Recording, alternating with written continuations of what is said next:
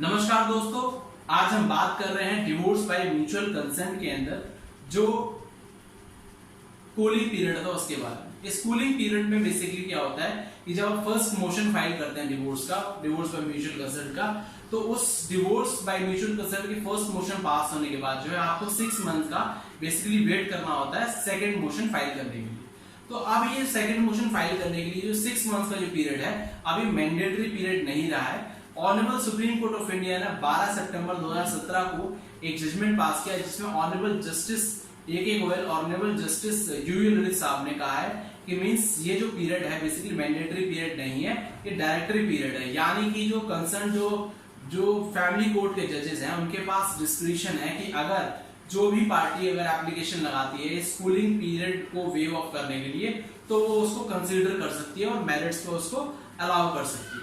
तो आइए समझते हैं कि जजमेंट बेसिकली है क्या। ये जजमेंट है आपका अमरदीप सिंह वर्सेस हरबीन कौर। ये 12 सितंबर 2017 को पास हुआ। सिविल अपील नंबर है इसका 1158/2017। इसमें क्लियर कट ये कहा गया है कि सेक्शन 13B(2) जो है वो उसमें जो 6 मंथ्स का जो कूलिंग पीरियड है वो अब मैंडेटरी नहीं है। अब आगे समझते हैं कि मींस जो कूलिंग पीरियड है ये बेसिकली है क्या। इस कूलिंग पीरियड को डिटेल में समझने के लिए हमें सबसे पहले जो है वो डिवोर्स के जो 2 टाइप्स हैं, डिवोर्स के 2 टाइप्स मींस एक कंटेस्टेड डिवोर्स और दूसरा डिवोर्स बाय म्यूचुअल कंसेंट को समझना जरूरी है। पहले समझते हैं कंटेस्टेड डिवोर्स क्या होता है। कंटेस्टेड डिवोर्स दोस्तों ये होता है कि मींस जब एक पार्टी जो है दूसरी पार्टी को डिवोर्स देना चाह रही है पर दूसरी पार्टी पहली पार्टी को डिवोर्स नहीं देना चाह रही है, तो उस केस में जो है बेसिकली जो पार्टी दूसरी पार्टी को डिवोर्स देना चाह रही है वो उसके ऊपर केस फाइल करता है और जो दूसरी पार्टी को डिवोर्स नहीं देना चाह रही है वो उसको कंटेस्ट करता है। तो इसको बोलते हैं कंटेस्ट करना। ये इसका जो प्रोविजन है वो सेक्शन 13(1) रोमन 1 to 7 में दिया गया है। मींस इन ग्राउंड्स पे जो है आप डिवोर्स जो है वो कंटेस्ट कर सकते हैं और आपकी जो ग्राउंड्स हैं वो इस सेक्शन ये जो सेक्शन जो बताए हैं इसके अंदर कवर होने चाहिए। और दूसरा जो प्रोविजन है आपका डिवोर्स बाय म्यूचुअल कंसेंट, इसमें बेसिकली ये section 13B of Hindu marriage act 1955 में बात करता है। इसके अंदर जो है दोनों पार्टीज एग्री होती है, हस्बैंड वाइफ एग्री होते हैं कि वो एक दूसरे को डिवोर्स देना चाहते हैं। तो बेसिकली जो इस वाले डिवोर्स का जो प्रोसीजर है वो काफी ज्यादा आसान होता है और बहुत ज्यादा क्या नाम है कम टाइम लेता है। तो ये बेसिकली जो है डिवोर्स बाय म्यूचुअल कंसेंट और डिवोर्स जो है कंटेस्टेड, ये दोनों हमने समझे। अब हम समझते हैं कि जो मोशन है कि जो डिवोर्स बाय म्यूचुअल कंसेंट है उसके अंदर 2 मोशंस होते हैं। फर्स्ट मोशन जो होता है उसको हम बोलते हैं सेक्शन 13B(1) और सेकंड जो मोशन होता है उसको हम बोलते हैं सेक्शन 13B(2). सेक्शन 13B(1) जो है बेसिकली आपका उसमें क्या होता है कि मींस जब आपने दोनों पार्टीज ने जो है एक डिवोर्स बाय म्यूचुअल कंसेंट की पिटीशन तैयार की और डिवोर्स बाय म्यूचुअल कंसेंट की डिवीजन पिटीशन तैयार करके जब वो सारी रिक्वायरमेंट्स को फुलफिल कर लेते हैं, जो भी कोर्ट का प्रोसीजर है उसको अडॉप्ट कर लेते हैं और कोर्ट सेटिस्फाई हो जाती है, तो फर्स्ट मोशन की जो है कोर्ट ऑर्डर पास करती है कि मींस आपका फर्स्ट मोशन हो गया। मान लीजिए कि मींस कल आपने कोई पिटीशन फाइल की डिवोर्स बाय म्यूचुअल कंसेंट की दोनों पार्टीज ने मिलकर और आज वो कोर्ट में लिस्ट हो गई, आज कोर्ट ने ऑर्डर कर दिया, मींस आपका फर्स्ट मोशन जो है ग्राउंड हो गया। अब इसके बाद जो है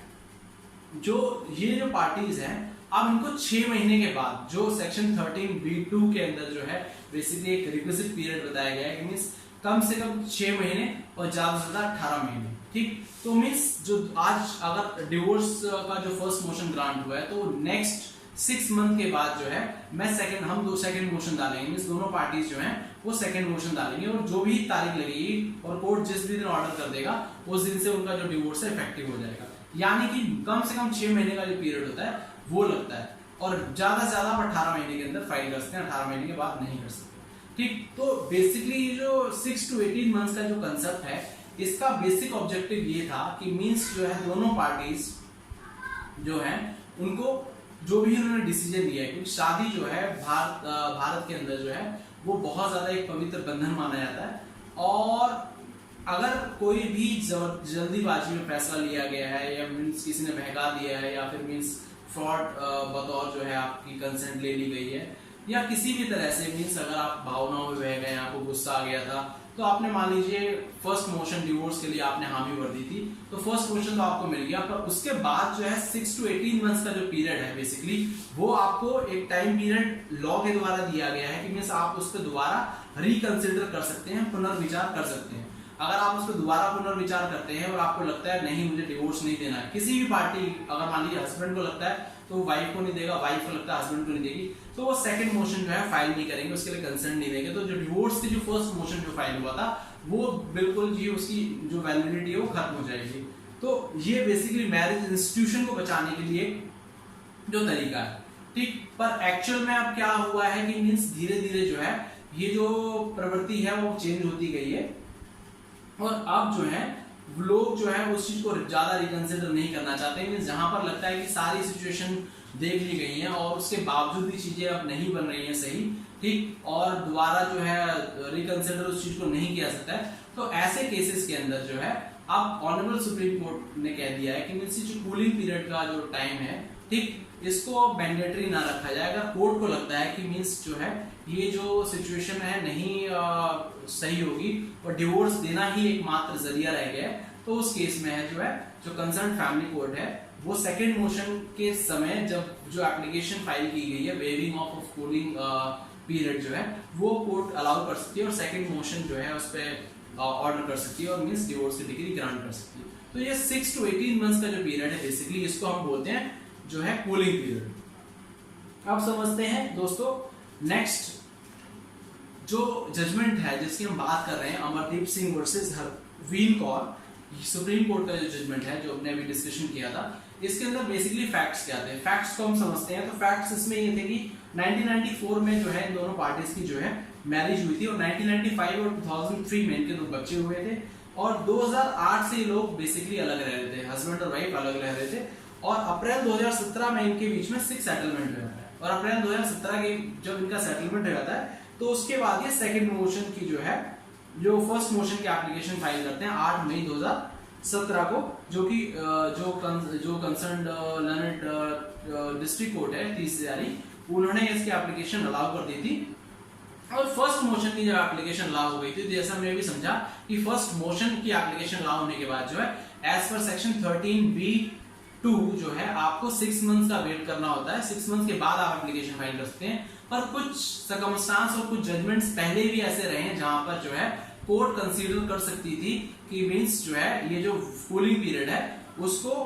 अलाउ कर दे एप्लीकेशन के साथ, पर वो actually law of the land नहीं था। इस जजमेंट आने के बाद, जो ये जजमेंट का हम बात कर रहे हैं, इस जजमेंट के आने के बाद जो है ये जो कूलिंग पीरियड जो है बेसिकली अब ये मैंडेटरी नहीं है, ये लॉ ऑफ द लैंड हो गया है। तो जो फर्स्ट मोशन अलाउ होने के बाद तीसरी कोर्ट ने फर्स्ट मोशन अलाउ कर दिया, तो 6 मंथ्स कंप्लीट होने से पहले ही जो है इन पार्टीज ने एक और एप्लीकेशन लगा दी सेकंड मोशन की, और सेकंड मोशन के साथ साथ जो है सेकंड मोशन मींस 13B(2) की एप्लीकेशन लगा दी, साथ साथ इन्होंने एक एप्लीकेशन लगा दी वेविंग ऑफ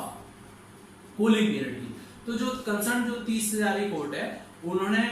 ये एप्लीकेशन जो है इनकी रिजेक्ट कर दी। तो इसको लेकर ये ऑनरेबल सुप्रीम कोर्ट गई पार्टीज, और ऑनरेबल सुप्रीम कोर्ट ने बेसिकली जो है 4 पॉइंट्स में जो है इस जजमेंट को कंक्लूड किया है और 4 पॉइंट्स में basically law of the land settle किया है।